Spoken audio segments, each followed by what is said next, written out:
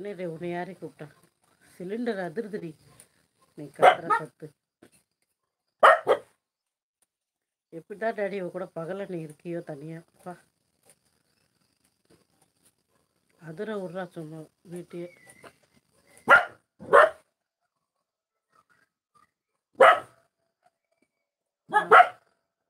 நம்து கூட சொல்லுது. ஓ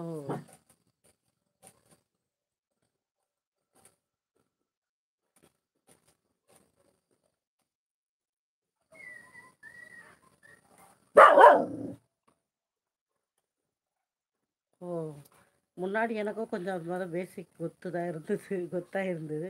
இப்போ எதுவும் கொத்த இல்லை, எல்லாம் மறந்து போச்சு.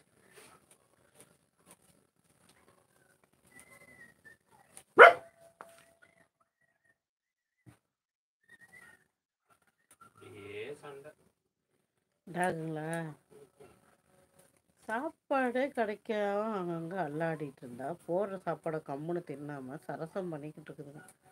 என்னதான் சொல்றது.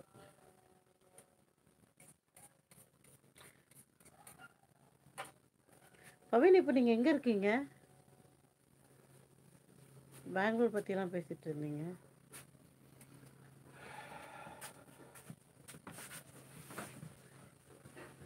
பவினோ என்ன பண்ற தங்கம்? ஆமாம்மாக்கா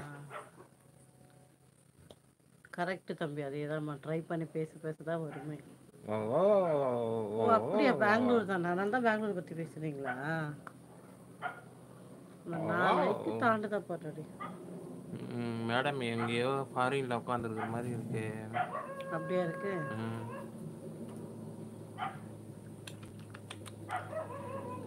பட்டு மாமி அம்மாவுக்கு முத்தம் கொடு. அம்மாவுக்கு கவலையாக கொட்டிது.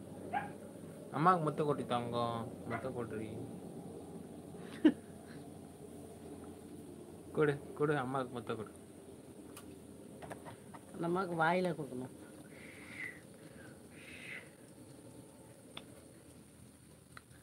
ஏம்மா அண்ணி தொண்டால என் பட்டு மாமியை காட்டுறேன். நான் சென்னை 5th லைக்கு வாப்பா அகில நேத்தி கிருஷ்ணகிரி. அப்படியா? நான் இன்னைக்கு கூட ஃபீல் பண்ணேன் பெங்களூர் சொல்லி, எனக்கு அங்கே ரொம்ப பிடிக்கும் அப்படின்னு. அதான் சொல்லியிருந்தேன் கேளு. எனக்கு ரொம்ப பிடிக்கும் பெங்களூர் நாங்கள் இருந்த வரைக்கும். ஆனால் எனக்கு சென்னை வரணும்னு தோணுச்சு தான். ஏன்னா என்னோட பிறந்தது வளர்ந்ததெல்லாம் சென்னையா. ஸோ என்னோட ரிலேட்டிவ் எல்லாருமே சென்னைனால ஏன்னா எங்கள் அம்மாலாம் இருப்பாங்கன்னு சொல்லி தான் இங்கே தான் எனக்கு வரணும்னு ஆசை தான். ஆனால் எனக்கு பெங்களூர் ரொம்ப பிடிக்கும். கேரளா போயிட்டு இருந்தோம். கேரளாவில் கொஞ்ச நாள் இருந்தப்போ என்னால் இருக்கவே முடியாமல் இருந்தேன் கேரளாவில். இங்கேயே வரணும். ஆனால் பெங்களூரில் இருந்தப்போ நான் இல்லை வரட்டும், இப்போ தானே ஒரு வயசு. ஆனால் பெங்களூரில் இருந்தப்போ நான் சென்னை உடனே வரணுன்ற மாதிரிலாம் இல்லை. பட் சென்னை வரணும், ஆனால் பெங்களூரில் செட்டில் ஆகணும்னு நினச்சேன். அவ்வளோ பிடிச்சிருந்தது.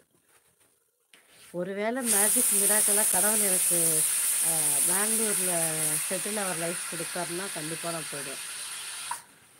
கண்டிப்பாக போய் செட்டில் ஆகிடுவேன். இது வரைக்கும் நான் சொல்லலை. தண்ணி அதிகமாக இருக்க மாதிரி இருக்குதுடி இல்லை? எல்லாம் வெளில வருது. சரி ஆஃப் பண்ணிவிடு.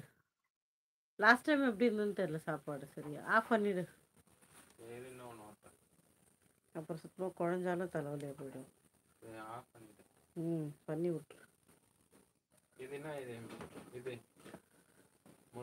ஆஃப் பண்ணிவிடு, அது வெந்துட்டு இருக்கும்.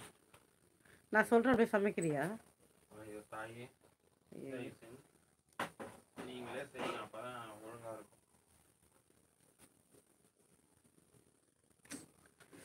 இப்படி விட்டுட்டனே.